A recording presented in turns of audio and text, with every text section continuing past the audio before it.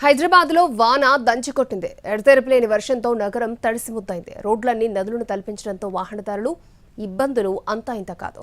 చాలా చోట్ల విద్యుత్ సరఫరా నిలిపివేయడంతో జనాలు రాత్రంతా జాగారం చేయాల్సి వచ్చింది.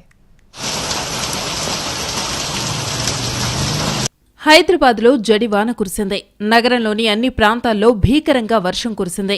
పంజాగుట్ట, కూకట్పల్లి, అమీర్పేట్, జూబ్లీహిల్స్, బంజారాహిల్స్ లో జోరు వానకు రోడ్లపై వర్షపు నీరు చేరింది. బాచ్పల్లి, నిజాంపేట, మియాపూర్, ప్రగతినగర్లోనూ కుండపోత వాన కురిసింది.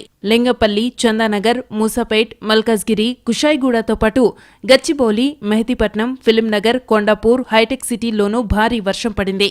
సికింద్రాబాద్, తార్నాక, ఏఎస్ రావు నగర్, ఆల్వాల్లోనూ ఆగకుండా వర్షం కురిసింది.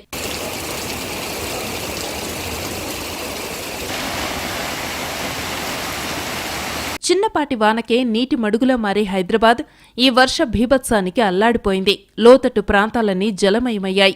రహదారులు నదులను తలపించాయి. దీంతో ఎటు చూసినా నిలిచిన వర్షపు నీరే కనిపిస్తోంది. కిలోమీటర్ల కొద్దీ ట్రాఫిక్ జామ్ అయింది. హైదరాబాద్లో భారీ వర్షం నలుగురి ప్రాణాల మీదకు తెచ్చింది. ముషిరాబాద్లో వరద నీటిలో కారు చిక్కుకుపోయింది. కారు డోర్లు ఓపెన్ కాకపోవడంతో నలుగురు ప్రయాణికులు లోపల చిక్కుకుపోయారు. గమనించిన స్థానిక యువకులు కారు అద్దాలు పగలగొట్టి కారులోని నలుగురిని కాపాడారు. ఈ సంఘటన ముషిరాబాద్లోని రామ్నగర్లో జరిగింది. రాత్రంతా వర్షం పట్టంతో నగరంలోని చాలా చోట్ల ముందస్తు జాగ్రత్తగా కరెంటు సరఫరా నిలిపివేశారు అధికారులు. దీంతో దోమలు, ఉక్కపోతతో నరకం చూశారు జనం. మరోవైపు మరో 2 రోజుల పాటు వర్షాలు ఉండడంతో ప్రజలు అప్రమత్తంగా ఉండాలని అధికారులు సూచించారు.